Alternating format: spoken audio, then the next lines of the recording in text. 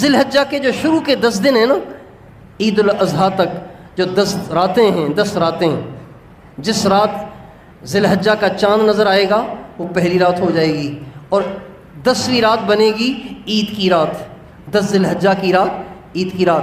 یہ جو 10 راتیں ہیں نا، 10 راتیں، ہمارے نبی کا ارشاد ہے پورے سال میں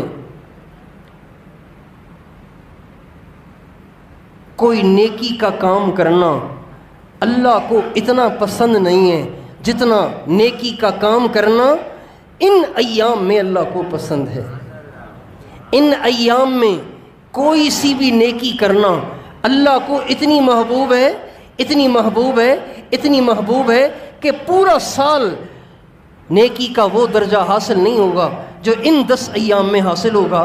صحابہ کرام نے پوچھا ولل جہاد یا رسول اللہ، یا رسول اللہ اللہ کے راستے میں جہاد کرنا بھی؟ فرمایا نہیں، اللہ کے راستے میں جہاد بھی اگر ان 10 دنوں کے علاوہ اور دنوں میں کیا ہے تو اس دن کی نیکی کے برابر وہ جہاد بھی نہیں ہو سکتا۔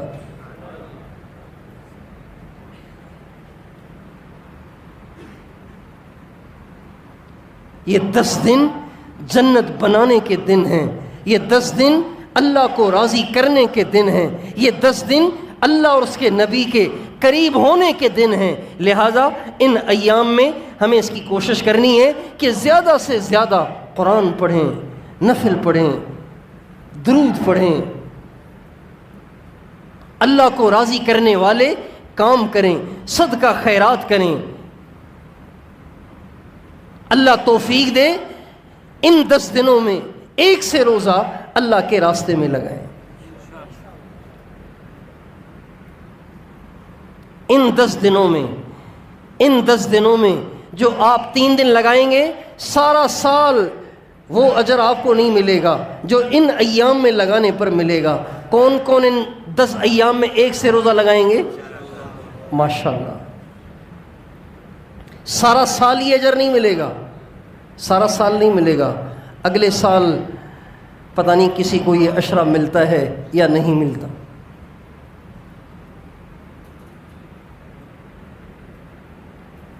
اور ان ایام میں روزے بھی رکھنے چاہیے، ان ایام میں روزے بھی رکھنے چاہیے، خاص طور پہ 9 ذی الحجہ کا روزہ تو واہ واہ بڑا زبردست ہے۔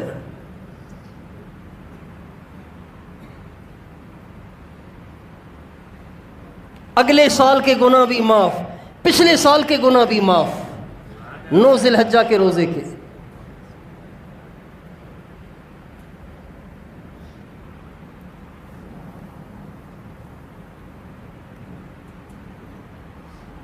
تو ان ایام میں روزہ رکھنے کی بھی کوشش کریں۔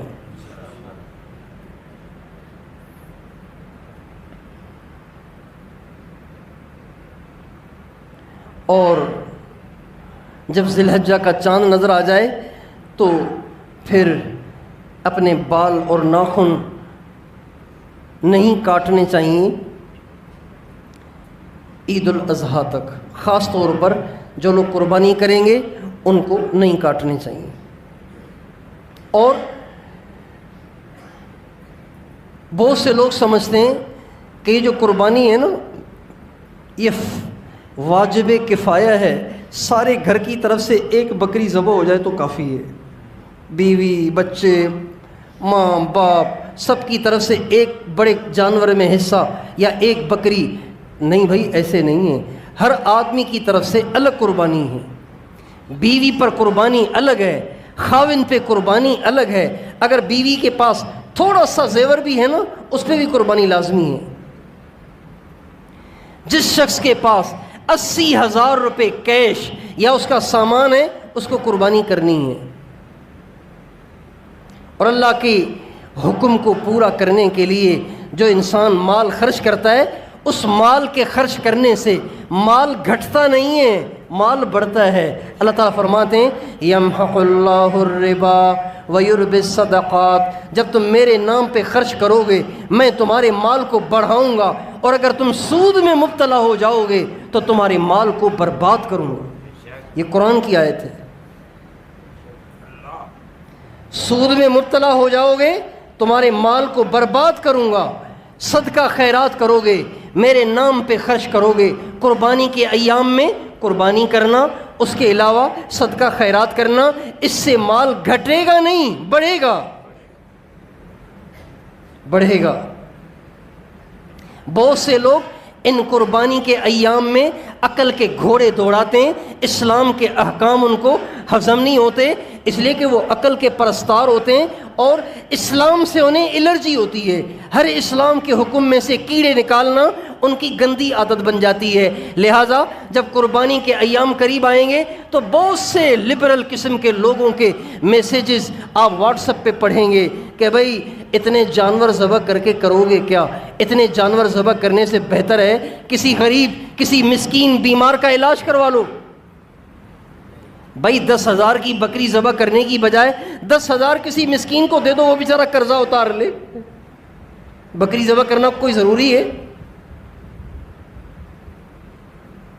یہ عقلی گھوڑے دوڑانے والے اس قسم کی باتیں کر کر ہمیں اللہ کے حکم سے ہٹانے کی کوشش کریں گے۔ ہمارے پاس اس کا ایک ہی جواب ہے کہ ہم اللہ کے احکام کو اس لیے نہیں مانتے کہ ہماری عقل اس کو مانتی ہے، ہماری عقل اسے مانے نہ مانے، ہمیں تو وہ کرنا ہے جو اللہ اور اس کے رسول نے کہا ہے۔ عقل پہ تو ہم چلتے ہی نہیں۔ حضرت علی فرماتے ہیں اگر لو کان الدین بالرأی، اگر دین کا تعلق عقل کے ساتھ ہوتا، سمجھ کے ساتھ ہوتا، تو پھر پتہ ہے کیا ہوتا؟ اگر دین کا تعلق عقل کے ساتھ ہوتا تو یہ جو چمڑے کے موزے پہنتے ہیں نا، چمڑے کے موزے، وضو کر کے موزے پہن لیتے ہیں، پھر وضو ٹوٹ جائے تو سارا وضو کر کے پاؤں نہیں دھوتے، پاؤں کے اوپر مسح کر لیتے ہیں اور مسح کرتے ہیں موزوں کے اوپر۔ تو حضرت علی فرماتے ہیں اگر دین کا تعلق عقل کے ساتھ ہوتا تو موزے کے اوپر نہیں، موزے کے نیچے مسح ہونا چاہیے، اس لیے کہ میلا حصہ تو نیچے کا ہوتا ہے، اوپر کا تھوڑی ہوتا ہے۔ بھئی جب آدمی موزے پہن کے چلتا ہے تو نیچے کا حصہ میلا ہوتا ہے کہ اوپر کا؟ نیچے کا۔ تو اگر عقل سے دین کا تعلق عقل کے ساتھ ہوتا، دین کا دار و مدار عقل پہ ہوتا تو نیچے سے مسح کرنا چاہیے نا۔ مٹی تو نیچے لگی ہے، اوپر تو لگی نہیں، لیکن اوپر مسح کرنا یہ اس بات کی دلیل ہے کہ ہم عقل کے پرستار نہیں ہیں، ہم تو اللہ کے پرستار ہیں۔ خون نکلا ہے ٹانگ سے اور وضو میں دھو رہے منہ، تو عقل تو یہاں بھی کام نہیں کر رہی۔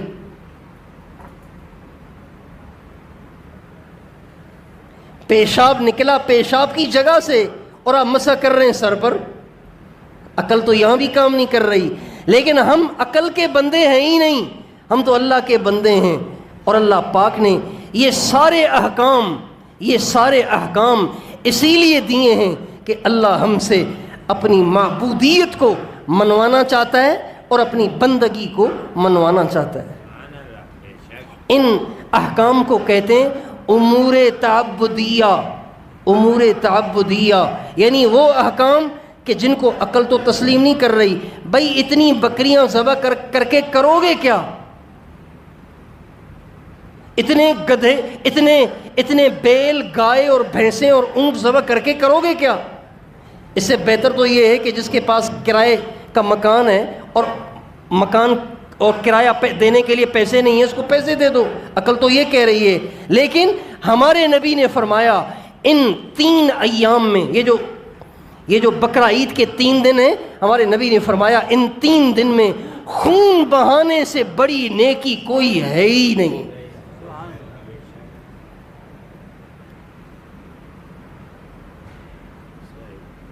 خون بہانے سے بڑی کوئی نیکی نہیں۔ آپ 10,000 بے گھروں کو گھر بنوا کر دے دیں، یہ نیکی چھوٹی ہے، خون بہانا اس سے بڑی نیکی ہے۔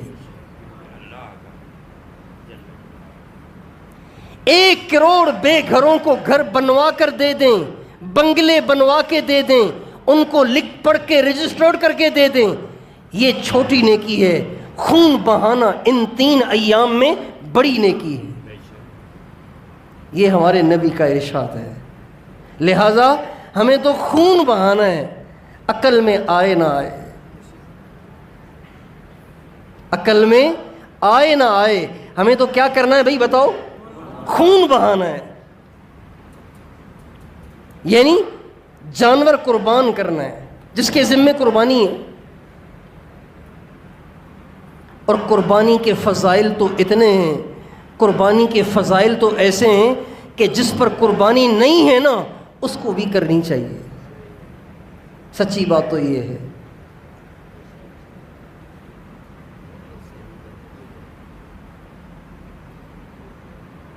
ہمارے نبی کا ارشاد ہے، اللہ جو جانور اللہ کے نام پہ قربانی کے ایام میں قربان کیا جائے گا، اس کے جسم پہ جتنے بال ہیں نا، ہر بال کے عوض ایک نیکی ملے گی۔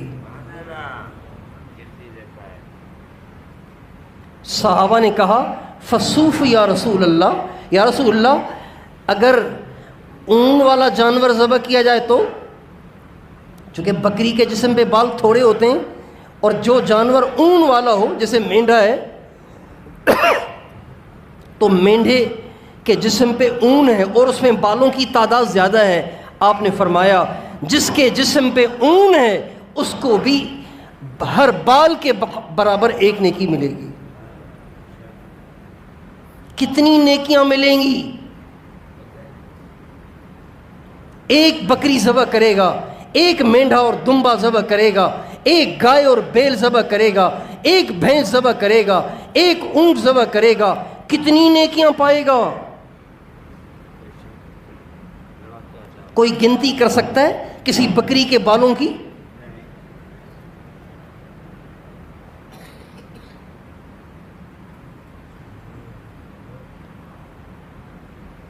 جو غریب ہیں وہ بھی کوشش کریں، کر لیں۔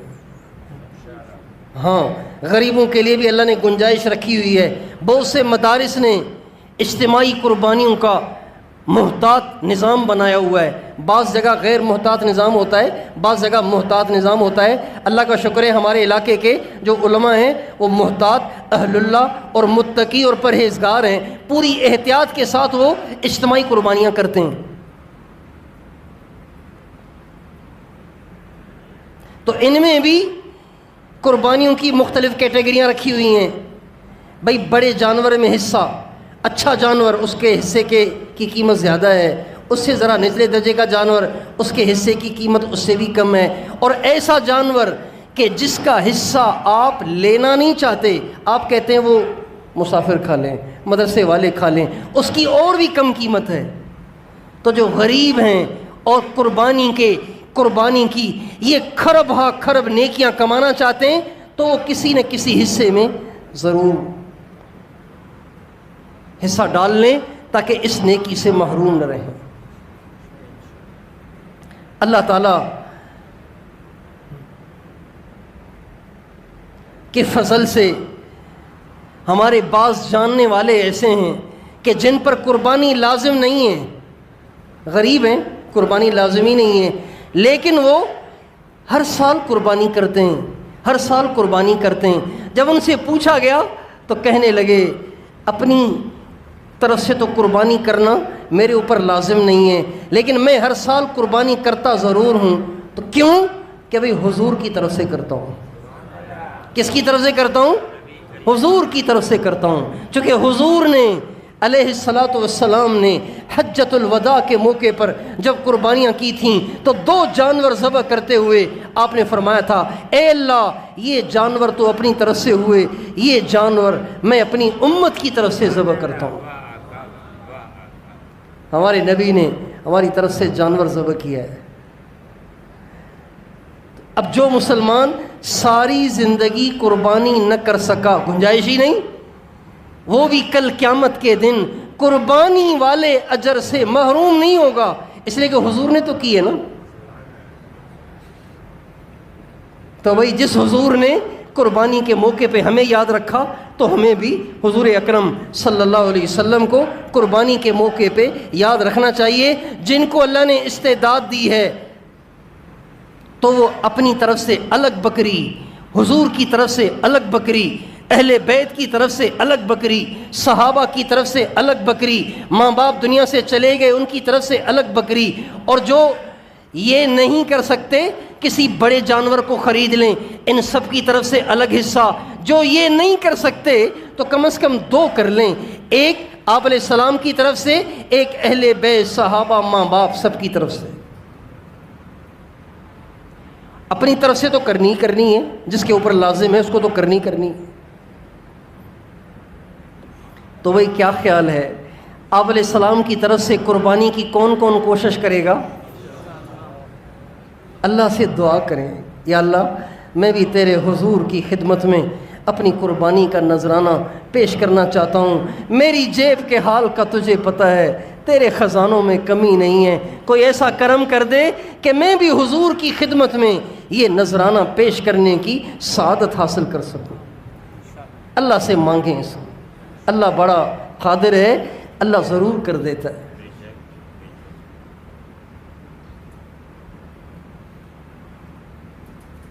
ایک اللہ والے تھے، عید الاضحیٰ کا دن تھا، عید پڑھ کے جب نکلے تو دیکھا ہر طرف خون ہی خون بہہ رہا ہے، ہر طرف خون ہی خون بہہ رہا ہے۔ جانور ذبح کر رہے تھے لوگ، تو آسمان کی طرف نگاہ اٹھا کے کہنے لگے، اے اللہ، اے اللہ، کوئی بکری کو ذبح کر کے آج تیرا قرب حاصل کر رہا ہے، کوئی دمبے کو ذبح کر کے آج تیرا قرب حاصل کر رہا ہے، کوئی گائے بیل کو ذبح کر کے آج تیرا قرب حاصل کر رہا ہے، اے اللہ کوئی اونٹ کو نہر کر کے آج تیرا قرب حاصل کر رہا ہے، اے اللہ میرے حال کا تجھے پتہ ہے، میرے پاس اپنی گردن اپنی جان کے سوا کچھ نہیں ہے، یہ کہہ کر دھڑام سے گرے اور فوت ہو گئے، اپنی جان کو قربان کر دیا۔ اللہ کی محبت۔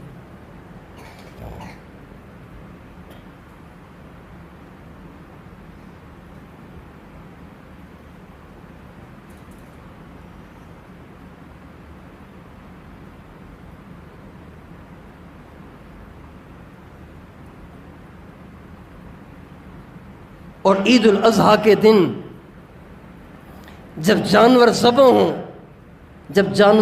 ہوں تو ان کو ذبح ہوتے وقت دیکھ کے یہ ضرور سوچیں کہ یا اللہ تیرے ایک حکم پہ ان جانوروں نے اپنی گردنیں کسائیوں کے حوالے کر دیں، میں تو تیری 5 وقت نماز بھی نہ نبھا سکا، مجھے معاف کر دے۔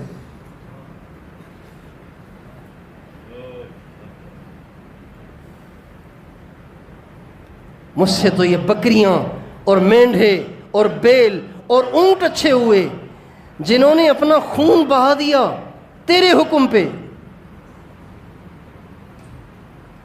اللہ نے ان کو تابع کیا ہے نا، ورنہ بیل کو پکڑنا کوئی آسان ہے؟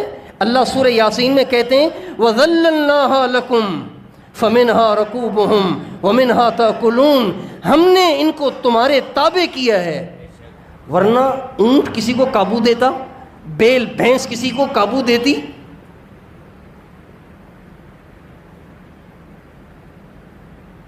اللہ کا حکم ہے، ذبح ہو گئے۔ اور پھر ان جانوروں کی گردنوں سے خون کے فوارے چھوٹتے دیکھ کر اپنے آپ کو ملامت کر کے اللہ کی اطاعت والی زندگی کا عزم اور نیت کریں۔ عید الاضحیٰ والے دن کہہ رہا ہوں، جب جانوروں کے گردنوں سے، ان کے گلوں سے، ان کے نرخرے سے خون کے فوارے چھوٹ رہے ہوں، تو اس دن اپنے نفس، اپنی ذات کو ملامت کر کے اللہ کی اطاعت میں زندگی گزارنے کا عزم کریں کہ ارے ان جانوروں نے تو گردنیں کٹوا دیں اور اپنے آپ کو ذبح کروا دیا اللہ کے ایک حکم پر، اور تجھ سے 5 وقت کی نماز بھی نہ ہو سکی، تو ان جانوروں سے بھی گیا گزرا ہوا۔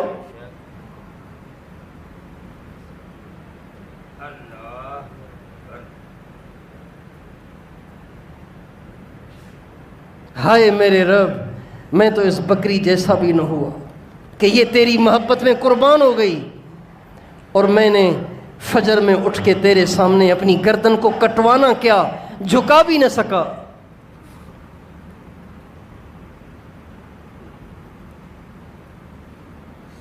تیار ہیں انشاءاللہ؟